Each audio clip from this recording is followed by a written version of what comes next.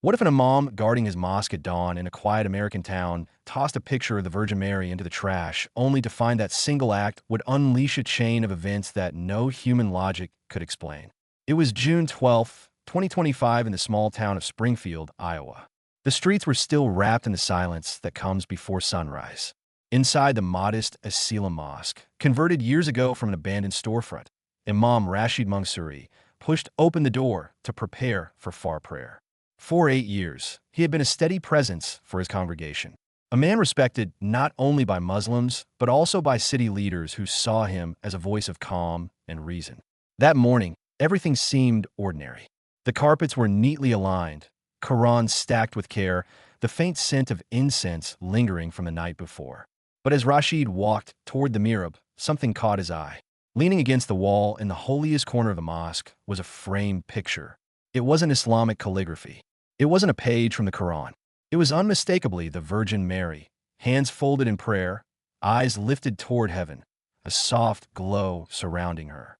A reproduction of the apparition of Lourdes, the golden frame catching the first pale light of dawn. Rashid froze. His heart pounded. Who had left this here? And why here? At the very place facing Mecca. Anger surged. His faith had always taught him that images were forbidden, that associating partners with God was the greatest sin. To him, this felt like provocation.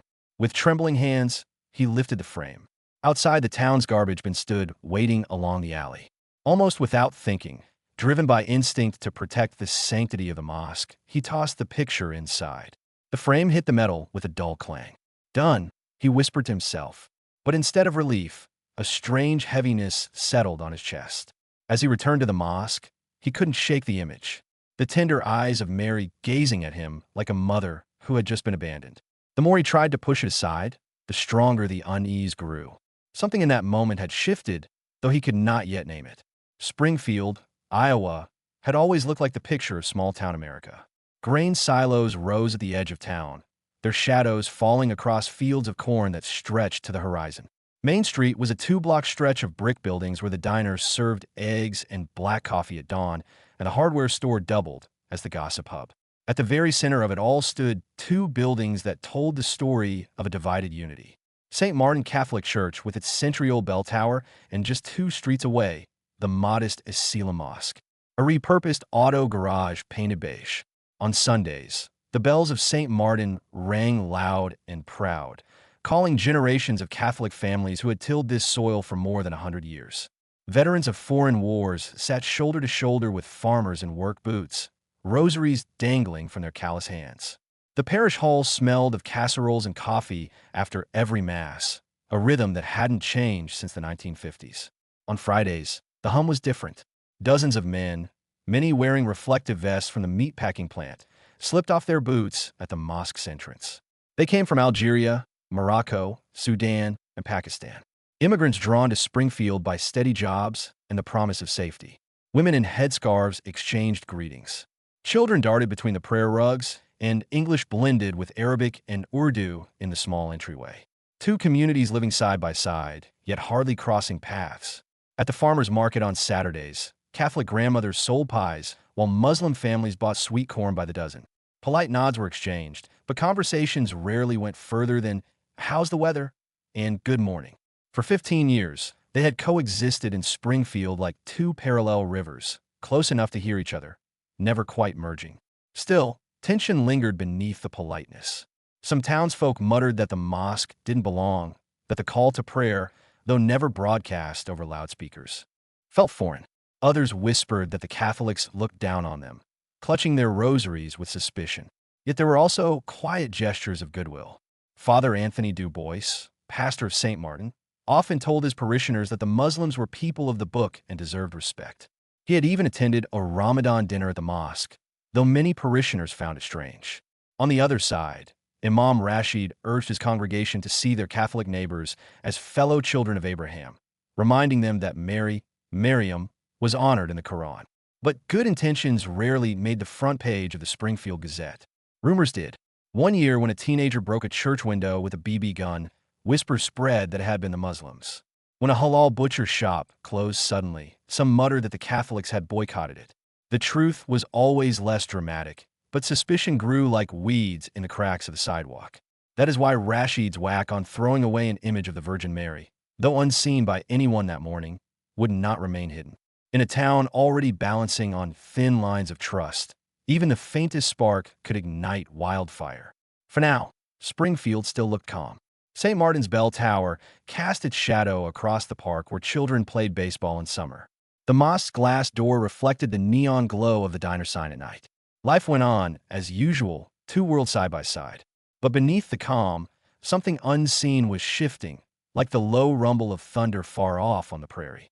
And Rashid, though he returned to his daily routines, teaching Arabic at the community center, visiting families in need, could not silence the image that stared at him from the dumpster. The serene gaze of Mary was still burning in his chest.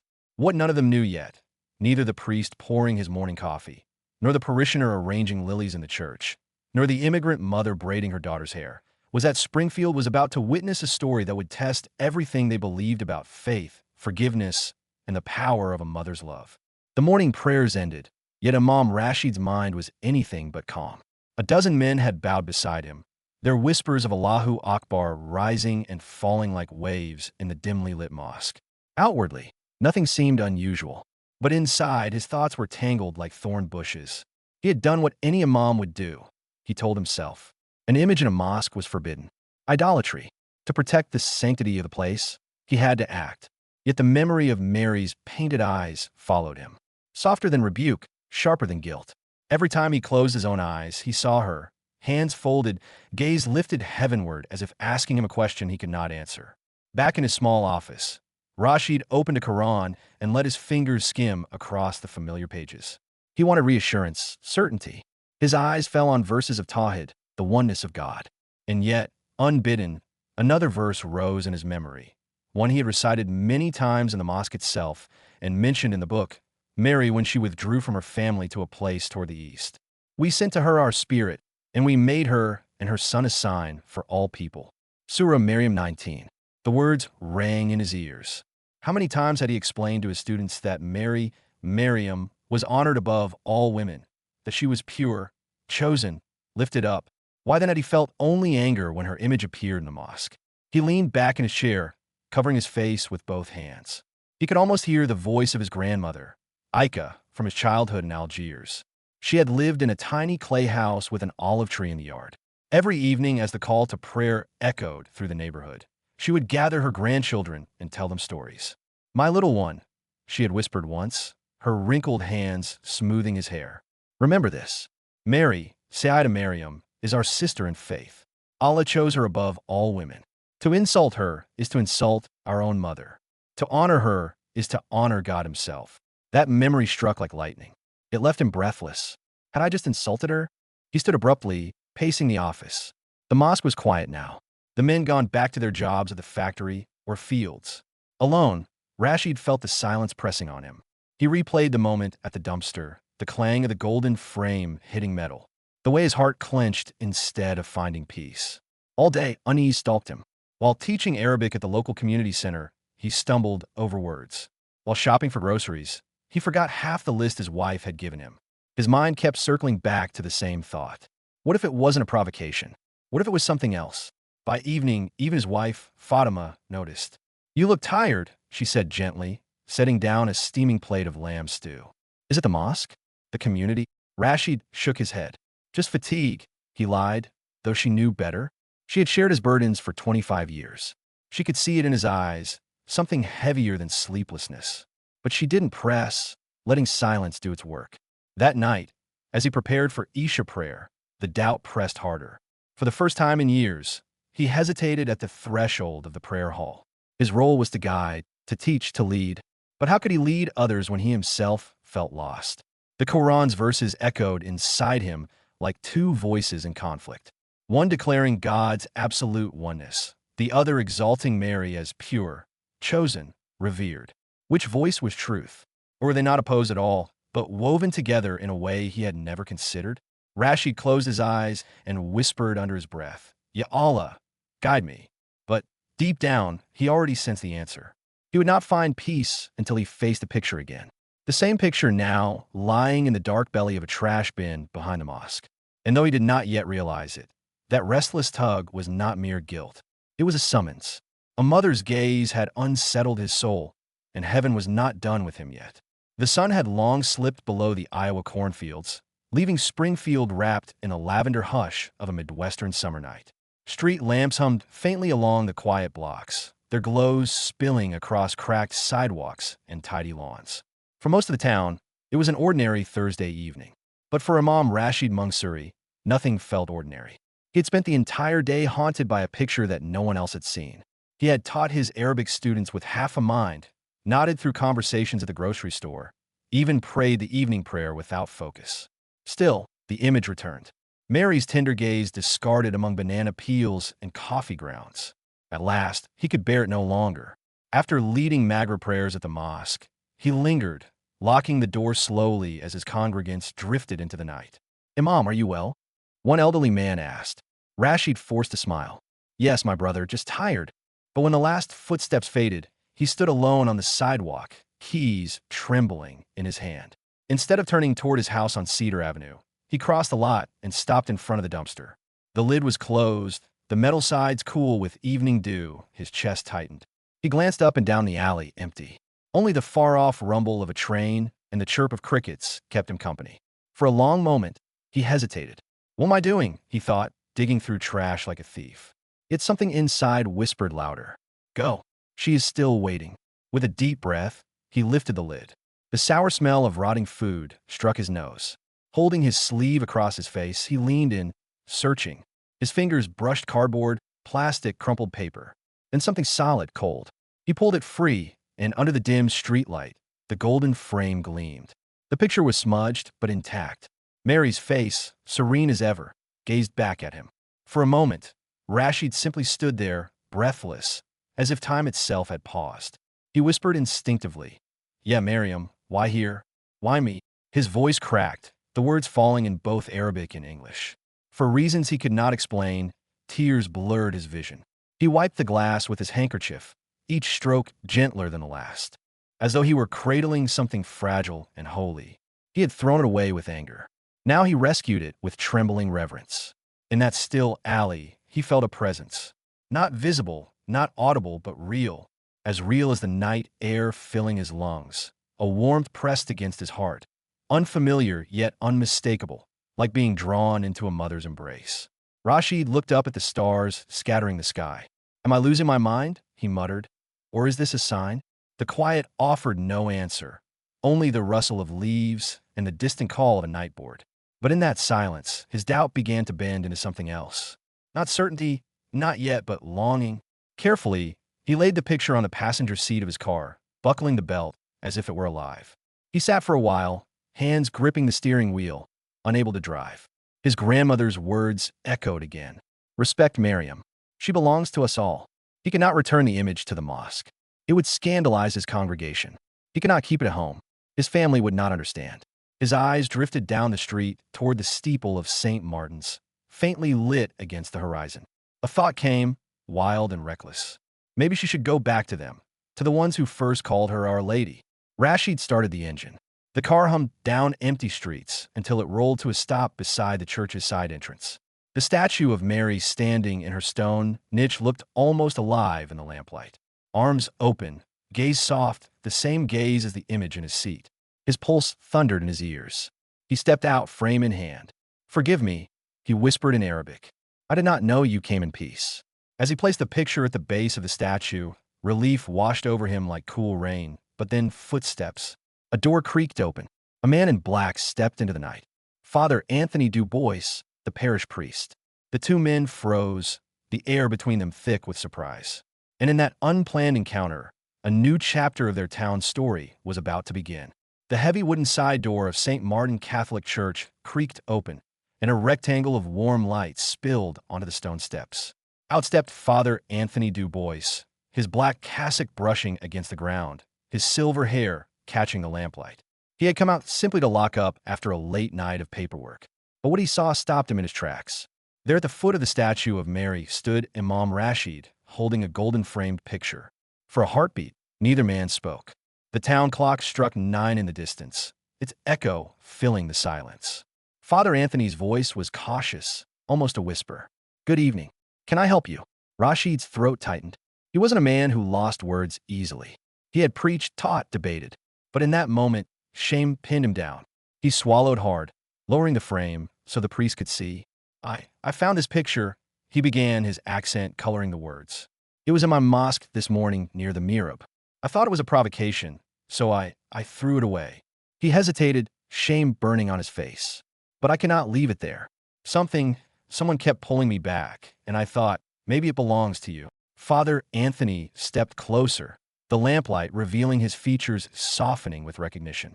He touched the glass gently, as though confirming it wasn't a dream. His eyes welled with tears.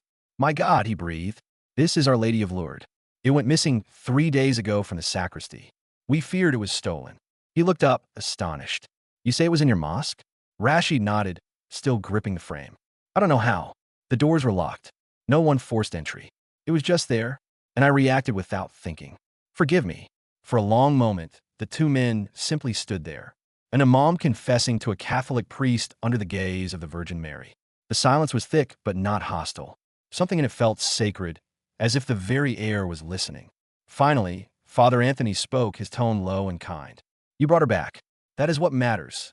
Rashid shook his head. No, I dishonored her first.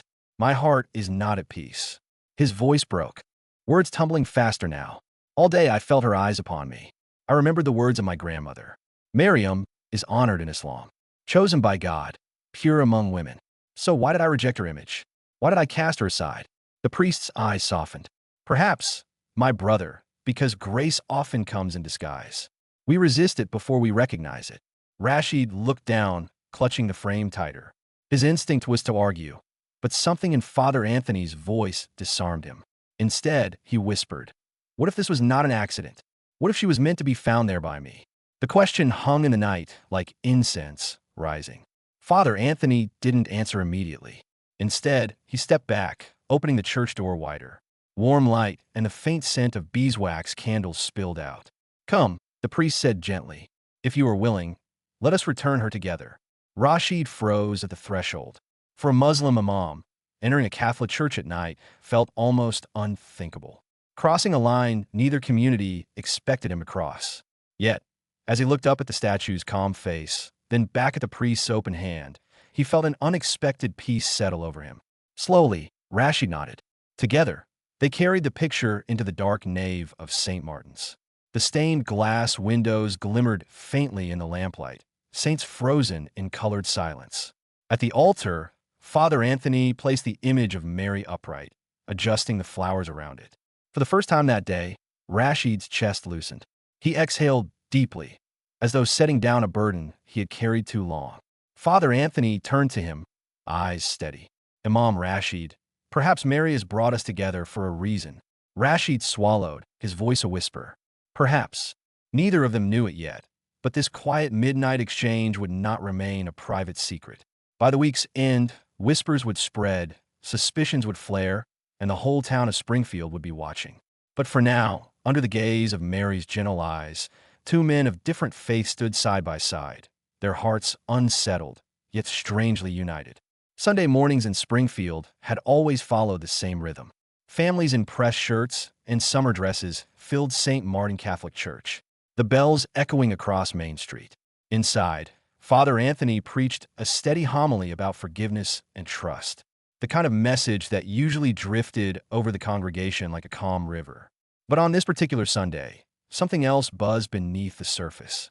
Whispers, glances, restless shuffling. It began with Margaret LeBron, a lifelong parishioner known for arranging lilies on the altar. That morning, when she placed fresh flowers near the statue of Our Lady, she noticed something odd. The golden-framed picture leaned against the pedestal, faint scratches on the glass, and a faint, unpleasant odor, as though it had spent time somewhere unworthy. She gasped, pressing her hand to her chest. By the time Mass ended, Margaret had already told 3 friends. The picture's been found, she whispered urgently. But it looks damaged. It smells like garbage. Her words spread quickly across the pews. Each retelling grew sharper.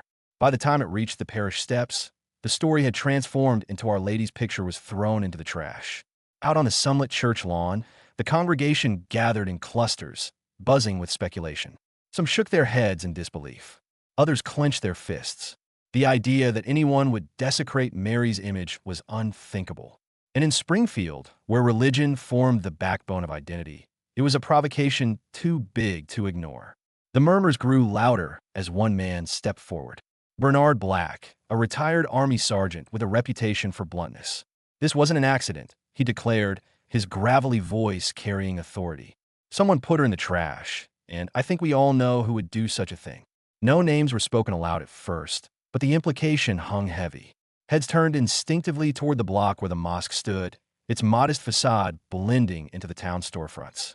That afternoon, the whispers leapt from church steps to smartphones. On the Springfield Neighbors Facebook group, a post appeared, "Our blessed picture of the Virgin Mary was found today in terrible condition. Looks like it was dumped in the trash. This is outrageous. Who would disrespect our faith like this?" Within an hour, the post gathered dozens of comments. Some voiced sorrow, others anger, many suspicion. One user typed, "We should check the mosque." Another added, "Strange how things go missing and end up near them." The algorithm did the rest. By evening, the post had over 300 shares reaching every corner of town. Screens lit up in diners, on tractors, even in the break room at the meat packing plant. The word profanation was whispered in Springfield like smoke seeping through walls. Meanwhile, Father Anthony sat in his rectory, his hands wrapped around a mug of cooling coffee. He had already seen the post, his stomach tightening with dread. He knew the truth that Rashid had returned the picture humbly, quietly, but he also knew the town wasn't ready for that nuance. If the truth came out too bluntly, the imam could become a pariah, and the fragile thread of trust between communities would snap. Across town, Rashid remained unaware of the storm. He spent the afternoon with his family, relieved that the image was back in its rightful place, certain that the matter had ended. His wife, Fatima, noticed his lighter mood. "You look at peace, my husband," she said softly. Rashid smiled, believing it was true, but his teenage son, Amin, scrolling through his phone upstairs, stumbled upon the Facebook thread. His eyes widened as he read comment after comment accusing the mosque, blaming Muslims, demanding justice. "Papa," Amin said, rushing down the stairs, phone in hand. "You need to see this." Rashid stared at the screen, each word hitting him like a stone. Trash. Desecration. Mosque. His relief drained away, replaced by a cold weight in his chest. He whispered, "No, this cannot be." But it was. The town was turning, and no one, not the priest, not the imam, not even the Virgin Mary's serene image, could stop the rumor machine once it had begun. By Monday morning, Springfield no longer felt like the same sleepy town. In diners, whispers replaced small talk. At the post office, heads turned when Muslim families walked in. Even children noticed the shift. Classmates who once played tag together now kept their distance. The rumor had burrowed deep, and suspicion was spreading like ivy through brick. Inside his modest home on Cedar Avenue, Imam Rashid sat at the breakfast table, staring at untouched toast. His wife, Fatima, slid a cup of tea in front of him, studying his tired eyes. "You didn't sleep," she said softly. Rashid shook his head. "No."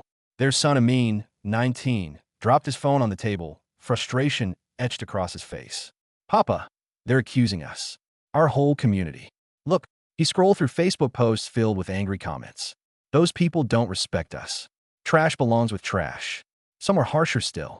Fatima's hands trembled as she read. "This is poison," she whispered. "They're turning against us." Rashid rubbed his temples. "I never wanted this. I thought by returning the picture, I made peace. But you didn't tell anyone the whole story." Amin pressed. "Why hide it? If you just explained." Rashid's voice hardened. "You don't understand. If people knew I threw it away first, they would not forgive me. Not the Catholics, not even our own people." The words hung heavy. For the first time, Amin looked at his father, not with reverence, but with doubt. That evening at the mosque, the pressure grew worse. After prayer, several men lingered, their faces drawn. Musa, an elder with silver hair, spoke first. "Imam, the community is troubled. People whisper that we disrespected their holy mother. What shall we say?" Before Rashid could answer, a younger man, Kareem, only 25, raised his voice. "Why should we explain anything? We did nothing. Yet now they look at us as if we are criminals. Are we supposed to bow to their anger?" Another congregant added, "If we let this pass in silence, they will think we are guilty." All eyes turned to Rashid. His heart pounded. He wanted to tell them everything. The strange discovery, the haunting gaze, the midnight return. But fear clawed at him. How would they react if they knew their mom had first tossed the image of Mariam into the garbage? He raised his hands for calm. Brothers, patience. Rumors are like fire. They burn bright, but they die when there is no wood left. We must not add to the flames, trusting God's justice. Kareem's jaw tightened. With respect, Imam, silence is not justice. If we keep quiet, they will walk all over us.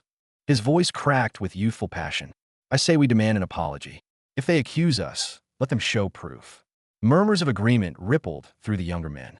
Rashid saw the division forming.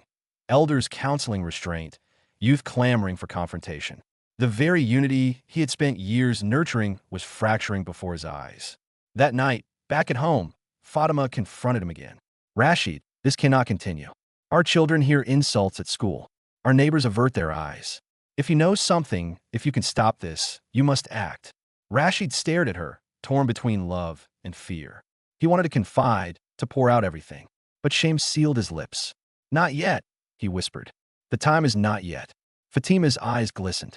And what if waiting costs us everything? Meanwhile, across town, St. Martin's Parish Hall buzzed with its own unrest.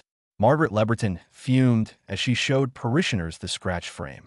Look, they threw her in the trash. Who else could it be? Bernard Black slammed his fist on the table. We can't let this slide. Desecration is a crime. If the police won't act, then we will. Father Anthony entered, overhearing the words. He raised his hands.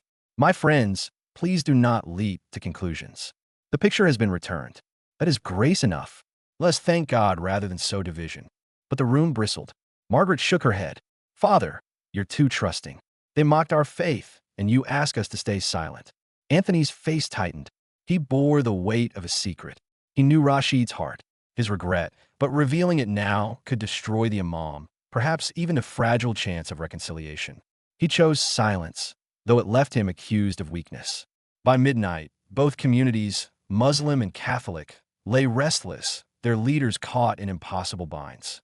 Rashid prayed in the dark, whispering, Ya Allah, guide me. Across town, Anthony did the same before the tabernacle. Neither man slept. Both knew silence could not hold forever. By Tuesday afternoon, the weight on Imam Rashid's chest had become unbearable. Each hour brought new ripples of tension across Springfield. Muslim children came home from school in tears, repeating cruel jokes whispered on the playground. Catholic families eyed their neighbors with suspicion, conversations cutting off when a hijab entered the grocery store. For Rashid, every rumor felt like a stone pressing harder on his heart. He had led his community for 8 years with steady hands, teaching patience, humility, and dignity. Now, because of one impulsive act, all of it was crumbling. That evening, after Maghrib prayers, Rashid lingered at the mosque long after his congregants had gone. He sat in the front row, staring at the empty mihrab where the image had first appeared. His prayer rug felt heavier than ever, as if woven with shame. He whispered aloud, Ya Allah, forgive me. I did not know what to do. At last, he rose, straightened his robe, and made a decision. Silence was no longer an option. If truth condemned him, so be it. Better one man's shame than a whole community's ruin. He drove slowly through town, the twilight painting Main Street in shades of amber. His car stopped before the rectory of St. Martin's Church, a modest brick house beside the steeple. His hands trembled on the steering wheel. For long minutes, he sat there gathering courage. Then, with a deep breath, he stepped out and knocked. The door opened to reveal Father Anthony Dubois, surprise flickering across his face. Rashid, he said softly, I was hoping you might come. Inside, the priest led him to a small parlor lined with bookshelves, icons, and the faint scent of incense. A lamp cast warm light across a wooden crucifix on the wall. They sat facing each other, silence stretching between them like a taut wire. At last, Rashid spoke. His voice shook. Father, I must tell you the truth. My people are accused unjustly, but the blame is mine alone. Anthony leaned forward, listening. This image of Mary, Rashid continued.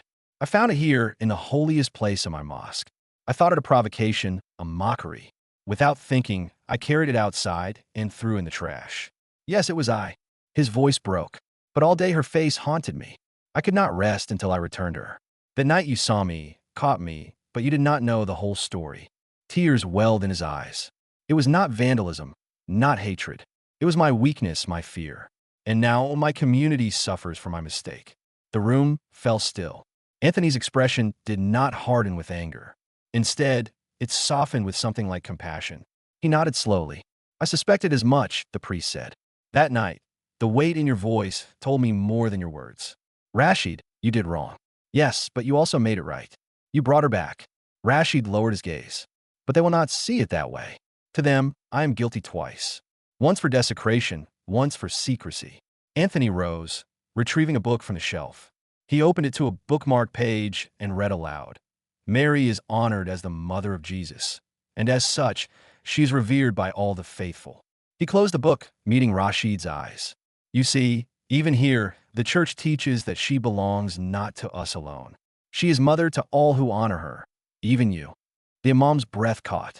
Then perhaps her appearing in my mosque was not insult, but invitation. Anthony smiled faintly.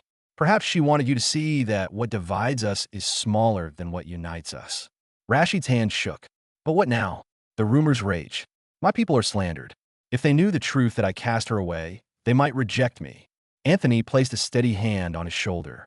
Then let us tell the truth together. Not as imam and priest in opposition, but as brothers.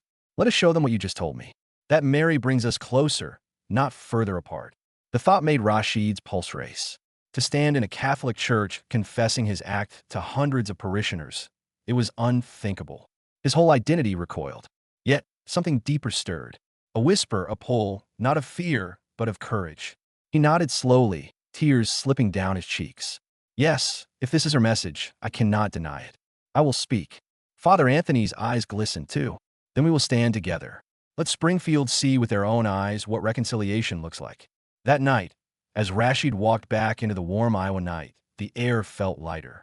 The sky stretched vast above him, stars blinking like watchful eyes.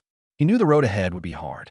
But for the first time since that morning when he cast Mary's picture away, his heart felt aligned, not with fear, but with truth. Sunday morning dawned bright over Springfield, Iowa. But in the streets around St. Martin Catholic Church, there was a strange heaviness in the air. Families arrived earlier than usual, whispers traveling faster than greetings. Word had spread. Something unusual was about to happen at Mass.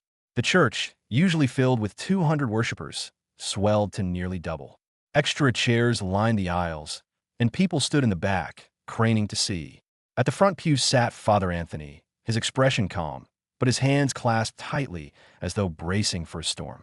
Beside him, dressed in a plain dark suit without his imam's robe, sat Rashid Mansouri. His shoulders were tense, his eyes lowered, every heartbeat pounding like a drum in his chest. The murmurs spread like wildfire. That's the imam. What's he doing here? Is he here to explain? When the opening hymn ended, Father Anthony stepped to the pulpit. His voice carried a gravity that silenced the crowd. My dear brothers and sisters in Christ, he began. Today we gather not only for Mass, but for something extraordinary. We gather to hear truth.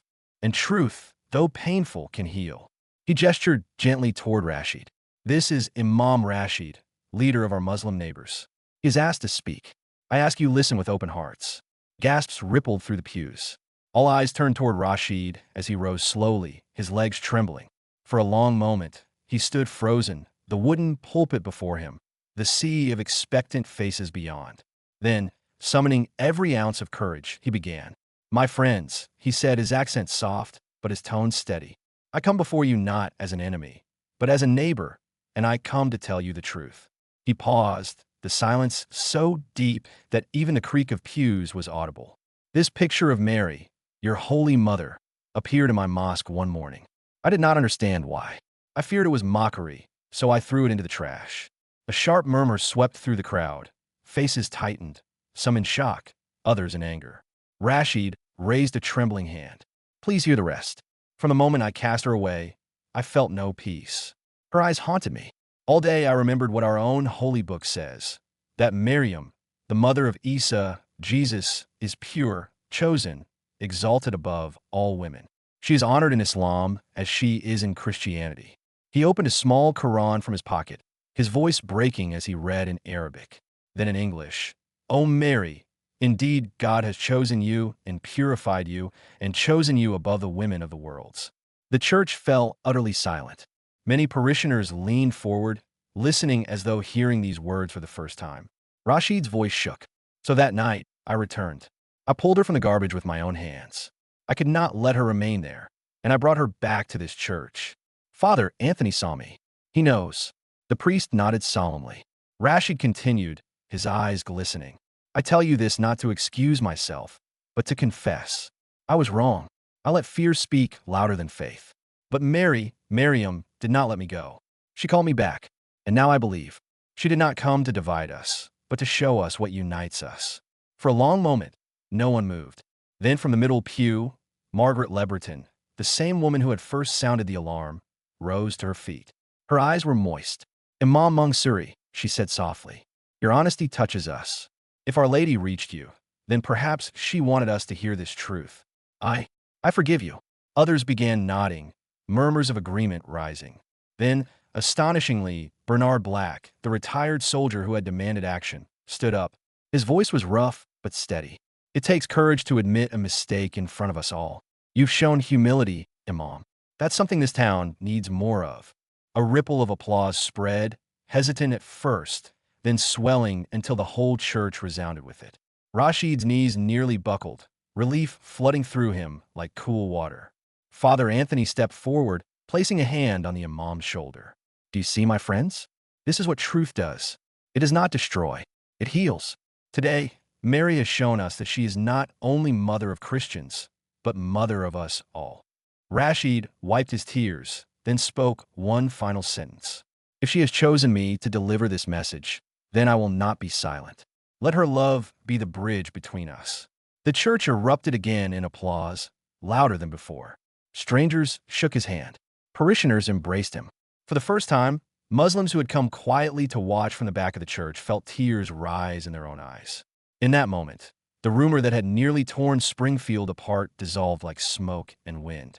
What remained was something stronger than suspicion, something that looked a lot like hope. The applause inside St. Martin's still echoed when Rashid stepped back from the pulpit. His legs trembled, yet his chest felt strangely light, as if a heavy chain had finally snapped. Father Anthony placed a steadying hand on his arm, guiding him back toward the front pew. For a moment, both men simply stood together in silence, letting the congregation breathe in what had just happened. But something stirred in Rashid's heart. An impulse, a whisper he could not ignore. He had confessed. Yes, but he knew confession alone wasn't enough. Words could fade. Memories could dim. Springfield needed more than a moment of catharsis. It needed a living sign, something that could outlast rumor and fear. He rose again slowly and raised his hand for quiet. The murmurs subsided, curious eyes locking onto him. Rashid took a deep breath. My brothers and sisters, he began, voice steadier now. I must tell you, Mary has not stopped speaking to me since that day. In my prayers, in my silence, her image has returned again and again. And I believe she is asking for something more. Not just reconciliation today, but a future where our children will no longer grow up divided. The church held its breath. Rashid's eyes swept the congregation, then turned toward Father Anthony. What if we built something together? Not a mosque, not a church, but a garden. A garden for Mariam. A place between our two houses of worship where anyone, Christian, Muslim, or even those with no faith, could come to pray, to breathe, to find peace. He paused, his words sinking in.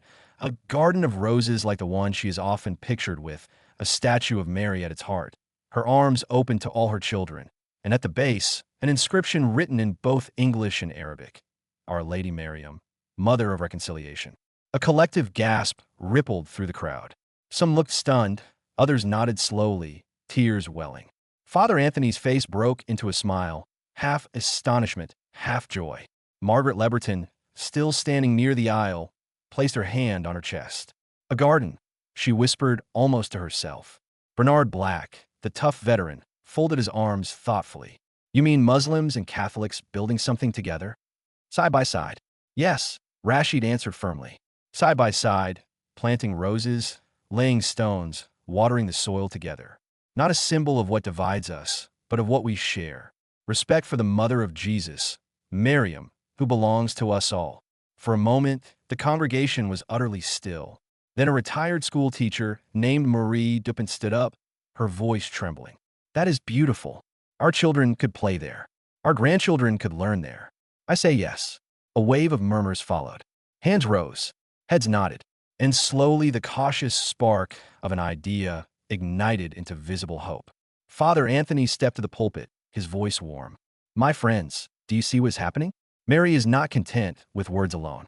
She is calling us to build something lasting. A garden for peace. A garden for Springfield. I believe this is no human plan. It is grace. The church filled with applause again. This time not only for courage confessed, but for a vision shared. In the back pew, Aminina Rashid's son stared wide-eyed at his father. Only days earlier, he had questioned him, even doubted him. Now he whispered to his mother, "He's changing everything." Fatima wiped tears from her cheeks, whispering back, "No, my son. Mary is changing everything through him." By the time Mass ended, the idea had taken root. Parishioners crowded around Rashid and Father Anthony, offering land, money, labor. Some suggested fundraising dinners, others volunteering their gardens for cuttings of roses. It was as though Mary's whisper had spread beyond Rashid's heart into theirs, urging them to act. Out on the steps of St. Martin's, the June sun shone bright over Springfield. People who only days before would not have looked one another in the eye now shook hands, exchanged numbers, and spoke of soil, shovels, and flowers. Rashid looked across the square where the modest facade of Asalam Mosque reflected the morning light. For the first time since he had arrived in this town years ago, the sight filled him not with tension, but with possibility. He whispered softly, almost to himself, "Mariam, this is your work, not mine."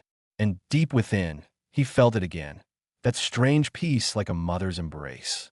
In the days that followed, Springfield buzzed with an energy it had never known. The idea of Mary's garden spread from pews to porches, from the mosque prayer hall to the diner's counter stools.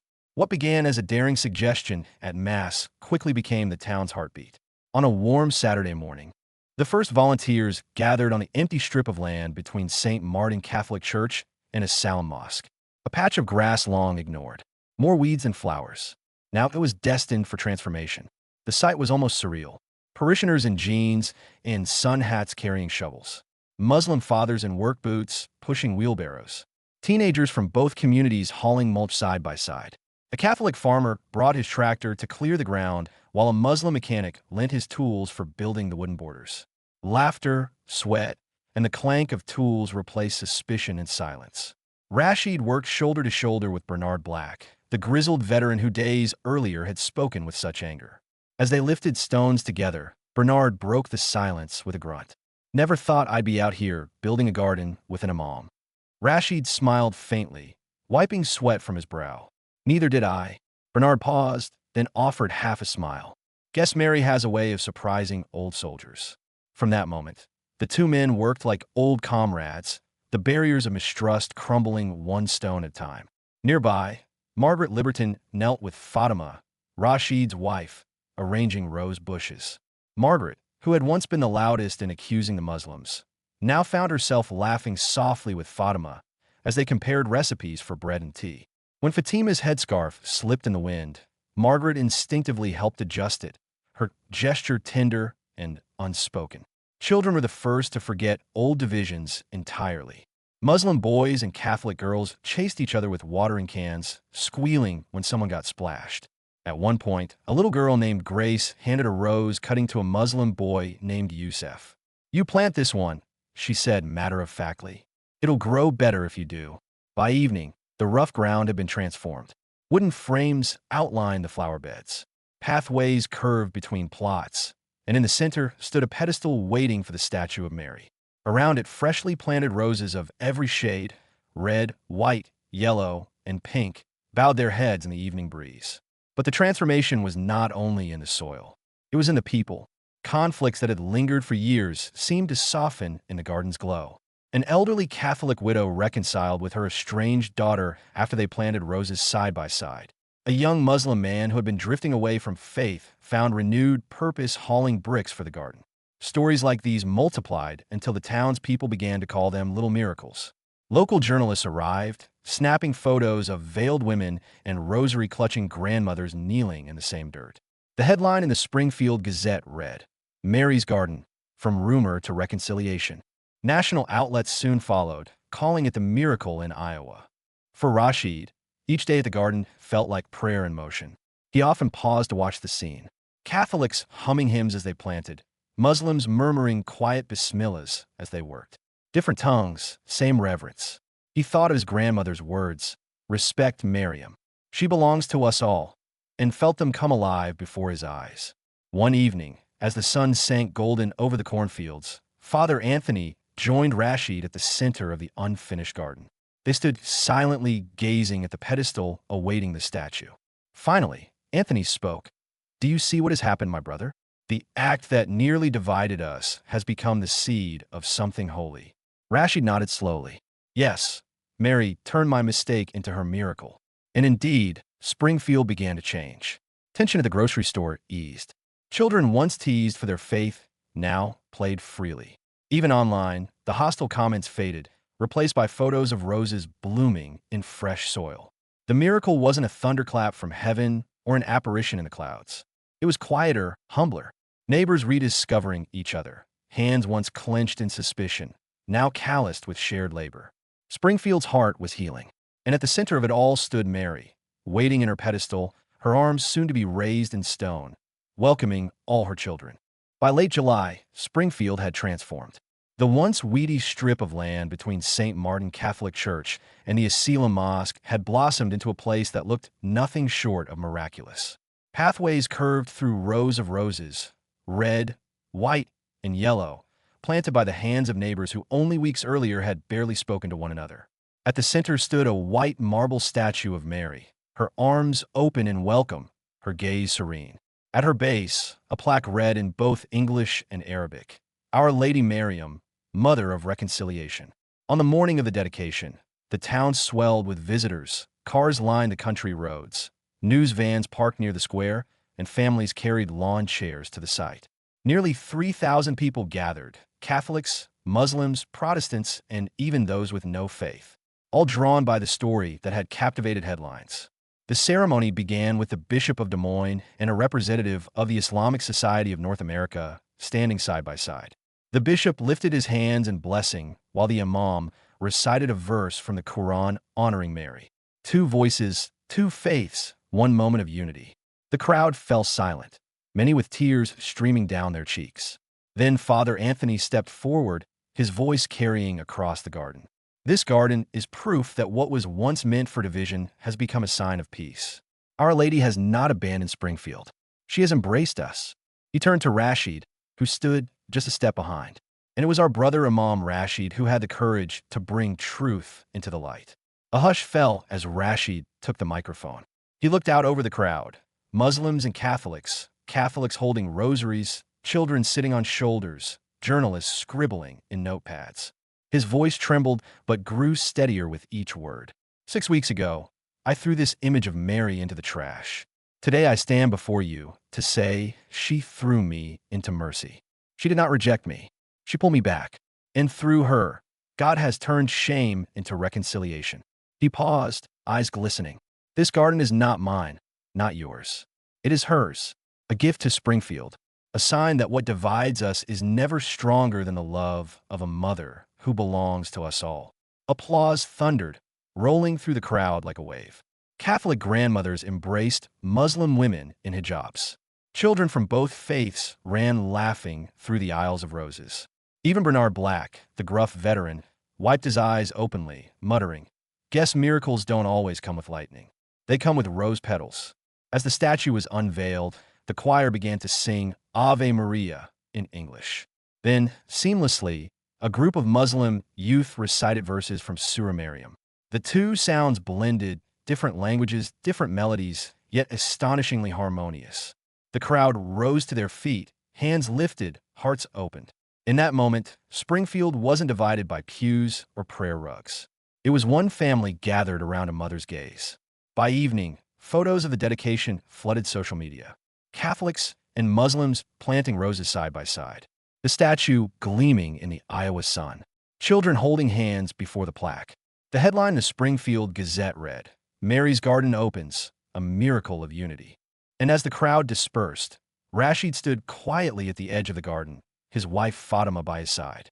She squeezed his hand, whispering, "You were chosen for this." Rashid shook his head gently, eyes fixed on the statue. No, Mary was chosen for this. We just answered her call. The day ended not with division, but with roses blooming, prayers rising, and strangers leaving as neighbors. Springfield had witnessed a miracle, not of thunder and fire, but of reconciliation, healing, and love. If this story touched your heart, take a moment to like this video and subscribe to Touched by Grace. Together, let's share more true stories of hope, mercy, and modern miracles.